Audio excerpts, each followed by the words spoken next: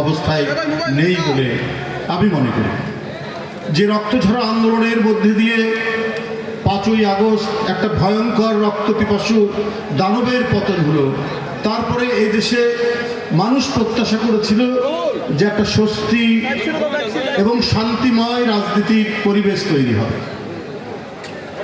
মানুষের সেই প্রত্যাশা এখনো রয়েছে, এখনো শেষ হয়ে যায়নি, কিন্তু কোথাও কোথাও আমার মনে হয় যে, আমি জানি না কারো উদ্দেশ্য আছে কিনা, কোনো উদ্দেশ্য আছে কিনা, সেই উদ্দেশ্যের কথা বলবো না, তবে কিছু বিষয় নিয়ে এমন কথাবার্তা বলা হচ্ছে যেটি মানুষের কাছে কাম্য নয়।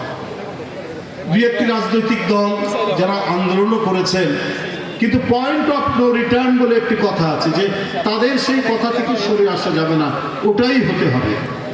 তারাই আন্দোলন করেছে। তাহলে আমরা কি করেছি? 16 বছরে আমাদের এমপি নিরুদ্দেশ হয়ে গেছে, আমাদের নির্বাচিত প্রতিনিধি নিরুদ্দেশ হয়ে গেছে, ছাত্র নেতা নিরুদ্দেশ হয়ে গেছে, আমাদের যুব নেতা নিরুদ্দেশ হয়ে গেছে, গুম, জোরপূর্বক গুম, গুপ্ত হত্যা, ইছামতি নদী, মধুমতি নদী, শীতলক্ষার পরে আমাদের অনেক নেতাকর্মী, সেখানে উপজেলা চেয়ারম্যান আছে, তাদের লাশ পাওয়া গেছে। এই যে একটি ভয়ঙ্কর ফ্যাসিবাদী শাসন মোকাবেলা করে জুলাই আগস্টের গত বছরের অভ্যুত্থানের যে মাঠ তৈরি করলো দেশনেত্রী বেগম খালেদা জিয়া এবং তারেক রহমান সাহেব, বিএনপির ভারপ্রাপ্ত চেয়ারম্যান, এগুলো কি সব বৃথায় গেছে? এগুলো কি সব মিথ্যা হয়ে গেছে? 130 জন শিশু জীবন দিয়েছে। এই শিশুগুলো কোন পরিবারে?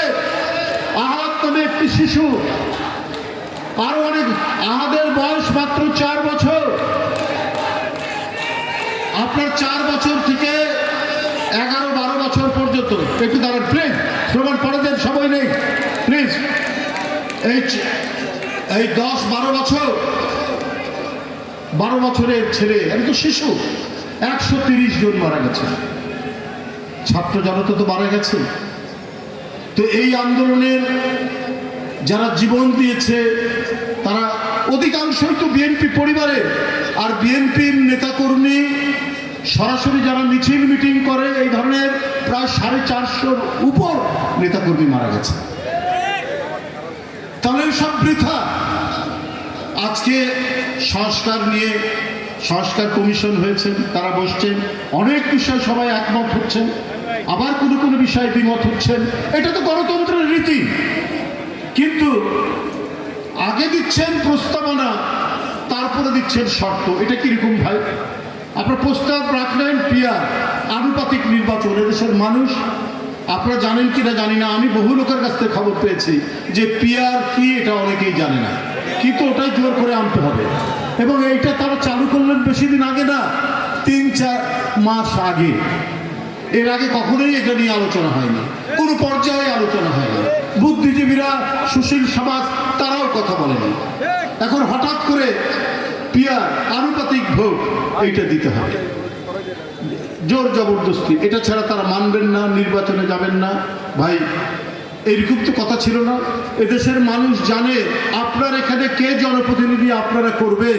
সেই ব্যক্তিকে যদি আপনারা না চেনেন, তাহলে ওই ভোট একটা দলের নামে বা দলের প্রতীকের নামে ভোট দিয়ে আপনারা কাকে ভোট দিবেন? আপনারা সেই ব্যক্তিকে ভোট দিবেন যে আপনার সুখে দুঃখে আনন্দ বেদনায় আপনার কাছাকাছি, আপনার পাশাপাশি যারা থেকেছে, আপনারা তাকেই তো ভোট দিবেন। কিন্তু পিয়ার পদ্ধতিতে সেটা নয়। হয় কোনো দলকে দিতে হবে, না দলের নামে প্রতীককে, তারপরে কেন্দ্র থেকে বাছাই করে দেবে। তো এইটা তো মানুষ পরিচিত নয় এই ধারণার সাথে। কিন্তু দুই একটি রাজনৈতিক দল এটা নিয়ে একেবারে মানে মামার বাড়ির আবদার শুরু করে দিয়েছে। আমার কথা হলো যে আলোচনা করুন, মানুষ জানুক। কিন্তু এদেশের মানুষ 16 বছর আপনার অবাধ সুষ্ঠু নির্বাচন করতে পারেনি। ভোটাররা ভোট কেন্দ্রে যেতে পারেনি, ভোট কেন্দ্রে বিচরণ করেছে চতুষ্পদ জানোয়ার, গরু, বাছুর, ছাগল, কুকুর ছাড়া আর কেউ যায়নি। আরে আজকের যারা নতুন প্রজন্ম, যাদের 30 বছর বয়স, তারা ভোট কি জিনিস তারা দেখেনি। তাহলে তো আগে আমরা যে পদ্ধতিতে করে এসছি, সে পদ্ধতি এই মানুষ অভ্যস্ত সেটাই চালু হোক।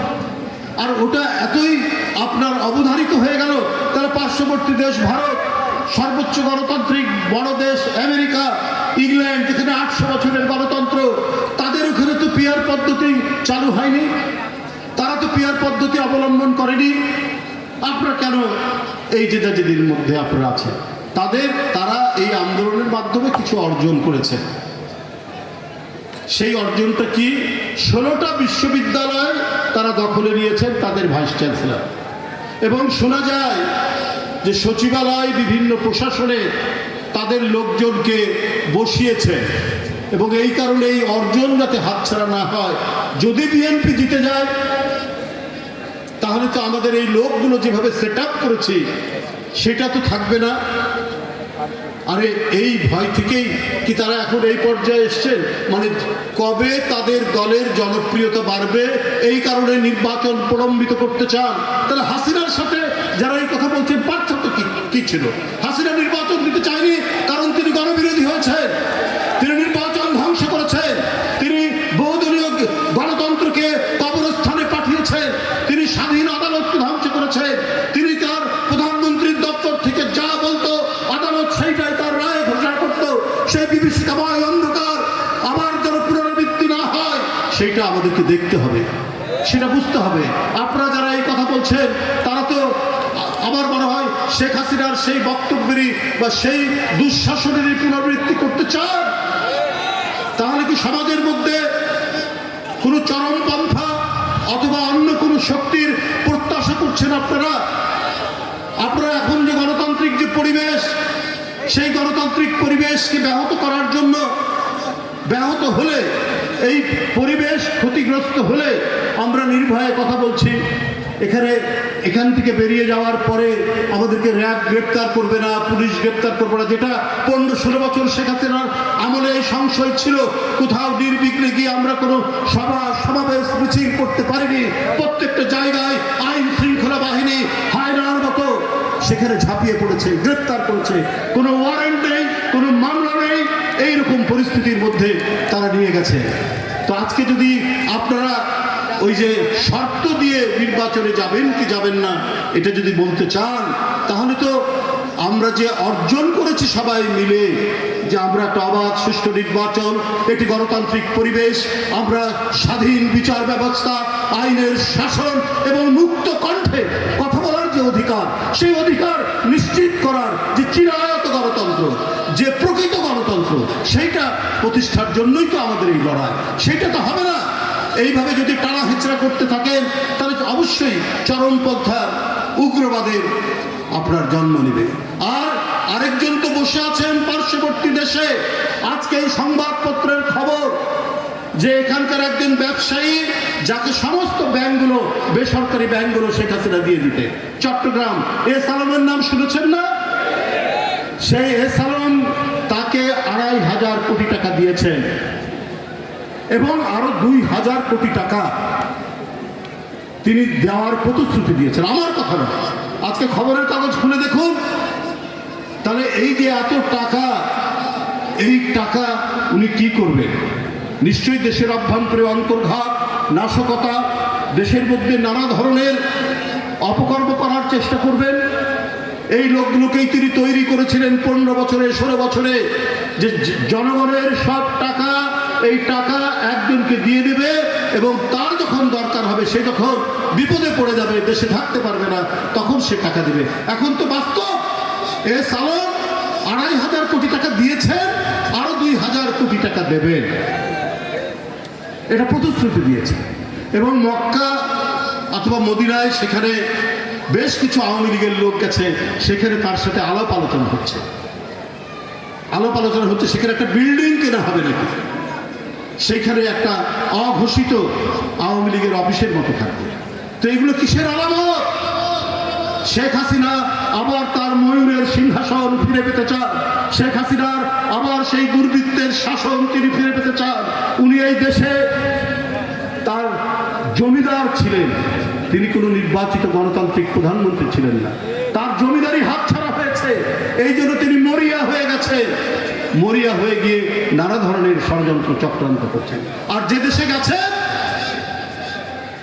শেখ হাসিনার নাম তো শেখ হাসিনা, এটা তো মুসলমান না, তিনি বাংলাভাষী এবং শেখ হাসিনা মুসলিম না। ভারতে যারা বসবাস করছে দীর্ঘদিন ধরে বাংলাভাষী মুসলমান, তাদেরকে বাংলাদেশি বলে সেইখান থেকে খেদিয়ে দেওয়া হচ্ছে, সেইখান থেকে বের করে দেওয়া হচ্ছে, তাদের সেখানে কোনো জায়গা নেই, বলছে এরা বাংলাদেশ থেকে এসছে। এবং ভারতের একজন প্রখ্যাত অর্থনীতিবিদ, আন্তর্জাতিক সম্মান যিনি নিয়ে এসছেন, অমর্ত্য সেন, তিনিও বলছেন যে আমাকে যে কোনো দিন বাংলাদেশি বলে ওই দিল্লির সরকার বাংলাদেশে পাঠিয়ে দিতে পারে। এই পরিস্থিতি সেখানে। বাংলাদেশি একজন ছেলে, সে কলকাতা বিশ্ববিদ্যালয়ে পড়ে, এই 2-3 দিন আগে তাকে দোকানদাররা পিটিয়েছে। আরে বিদেশি নাগরিক থাকলে তো নিরাপত্তা দিবে সেইখানকার সরকার, সেই অধিকার নেই যারা বাংলাভাষী মানুষ বা বাংলাভাষী মুসলমানদের। কিন্তু শেখ হাসিনাকে তারা জামায় আদর করে সেখানে পালন করছে। শেখ হাসিনা সেখান থেকে ভিডিও বার্তা দিচ্ছেন, শেখ হাসিনা সেইখান থেকে বাংলাদেশের ভিতরে নাশকতা করার জন্য বিভিন্ন নির্দেশ দিচ্ছেন। এটা কি করে সম্ভব? এটা তো দিল্লির সরকারের দ্বিচারিতা, ডাবল স্ট্যান্ডার্ড নীতি।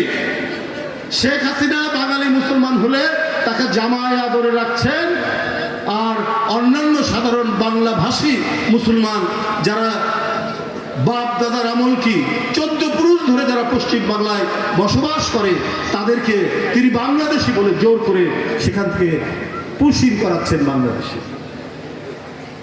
এই পরিস্থিতি চলছে। তো সুতরাং এখানে পাবেল ভাই অনেক কথা আপনাদের বলে গেছে, আমিও তার কথার সূত্র ধরে বলতে চাই। আজকে দেখুন, অনেক বসন্তের কোকিলের আনাগোনা, যারা 14 বছর 15 বছর বা 16 বছর শেখ হাসিনার আমলে ঘর থেকে বেরোয়নি, মামলার ভয়ে যারা ঘরের মধ্যে ছিল, তারা এখন হম্বিতম্বি করে বিএনপির লোক বলে বেরিয়ে আসছে, আর অফিস কাছারি প্রশাসনে তারা বড় বিএনপি হয়ে সেখানে মাতবরি করছেন। আপনার খেয়াল রাখবে, যারা লড়াই করেছে, যারা সংগ্রাম করেছে, যারা জেল খেটেছে, যারা নির্যাতনের শিকার হয়েছে, যে পরিবারের ছেলেদেরকে গুম করা হয়েছে, সেই পরিবারের লোক এবং নির্যাতিত বিএনপির নেতাকর্মীরা কখনোই চাঁদাবাজ হবে না, কখনো দখলবাজ হবে না। ওই বসন্তের কোকিলদের আনাগোনা কিন্তু এরাই আজকে দলের নাম ভাঙিয়ে বিভিন্ন কুকর্ম অপকর্ম করছে। এইটা আপনাদের মনে রাখতে হবে। আমরা যেটা বলেছেন পাবেল ভাই, যে আমরা শহীদ জিয়ার আদর্শের সন্তান, আমরা দেশনেত্রী বেগম খালেদা জিয়ার আদর্শের সন্তান। আমাদের নেতৃত্ব দিচ্ছেন তাদেরই জ্যেষ্ঠ পুত্র, যিনি সকাল সন্ধ্যা নিরন্তর পরিশ্রমের মাধ্যমে কে কোথায় কি অনাচারে লিপ্ত তিনি খেয়াল রাখছেন এবং সাথে সাথে শাস্তিমূলক ব্যবস্থা নিচ্ছে। আপনাদের প্রস্তুত থাকতে হবে। বিএনপির ছেলেদের নামে, সে যুবদল হোক, ছাত্রদল হোক, যে কোনো অঙ্গ সংগঠনই হোক, এই বসন্তের কোকিলরা সে বিভ্রান্ত করবে। আপনারা তাদের সম্পর্কে সচেতন থাকবেন, এরা যেন প্রবেশ করতে না পারে। আর অন্তর্বর্তীকালীন সরকারকে একটি কথা আমি বলতে চাই, সে কথাটি হচ্ছে, আপনারা অর্থনৈতিক ক্ষেত্রে অনেকটা শৃঙ্খলা ফিরিয়ে নিয়ে এসছেন। মুদ্রাস্ফীতি কিছুটা কমেছে, চাল ডাল আনাজপাতি তরি তরকারির দাম খুব না কমলেও এখন কিছুটা স্থিতিশীল রয়েছে। এটা কিন্তু অর্জন নয়, আরো কিছু আছে। মানুষ বেকার হচ্ছে। সবচেয়ে বড় যে ঘটনাটা হচ্ছে, 3 বছরে দরিদ্র এবং অতি দরিদ্রের সংখ্যা বেড়েছে। এটা অবশ্য শেখ হাসিনার শেষে যে লুণ্ঠন, অর্থনৈতিক লুটপাট, টাকা বিদেশে পাচার, তার ফলশ্রুতি। কিন্তু অন্তর্বর্তীকালীন সরকার প্রতিটি গণতান্ত্রিক আন্দোলনে যারা আমরা ছিলাম, তারা সবাইকে আমরা এই সরকারকে সমর্থন দিয়ে যাচ্ছি। কিন্তু তাদেরকেও মনে রাখতে হবে, যদি দরিদ্র এবং অতি দরিদ্রের সংখ্যা বাড়তে থাকে, তাহলে কিন্তু মানুষ মুখ ফিরিয়ে নেবে। শহরের যারা মধ্যবিত্ত, যাদের মাসিক ইনকাম ছিল ৪৫,০০০ টাকা, তাদের ইনকাম ৫,০০০ টাকা কমে গেছে। এটা একটি খুব নামকরা গবেষণা সংস্থা এটা গবেষণা করে দেখিয়েছে। তারা ৪০,০০০ টাকা তাদের এখন ইনকাম এসে দাঁড়িয়েছে, কিন্তু ব্যয় কিন্তু আগের মতোই আছে, ব্যয় ৪৫,০০০ টাকায় যাচ্ছে। এই যে ব্যবধান বাড়ছে, অতি দরিদ্রের সংখ্যা বাড়ছে, এইটা হলে আমরা গণতন্ত্রের যে কাঙ্ক্ষিত লক্ষ্য, সে লক্ষ্য পূরণ কিন্তু অনেক ক্ষেত্রে ব্যর্থ হবে। এই জন্যই অবাধ সুষ্ঠু নির্বাচনে জনপ্রতিনিধি নির্বাচিত করে জনগণের সরকার প্রতিষ্ঠা করা অত্যন্ত জরুরি। সেই ক্ষেত্রে যে অঙ্গীকার সরকার করেছেন, অন্তর্বর্তীকালীন সরকার করেছেন, সেই অঙ্গীকার অনুযায়ী যে রোডম্যাপ আগামীকাল দেওয়ার কথা, সেই রোডম্যাপ আমরা কালকে দেখব এবং রমজানের পূর্বেই জাতীয় নির্বাচন অনুষ্ঠিত করে জনগণের ক্ষমতা জনগণের কাছে ফিরিয়ে দেওয়ার প্রস্তুতি আমাদের সবাইকে নিতে হবে। যাই হোক, আমি আজকের এই যে আপনাদের কর্মী সভা, এই কর্মী সভার সাফল্য কামনা করছি।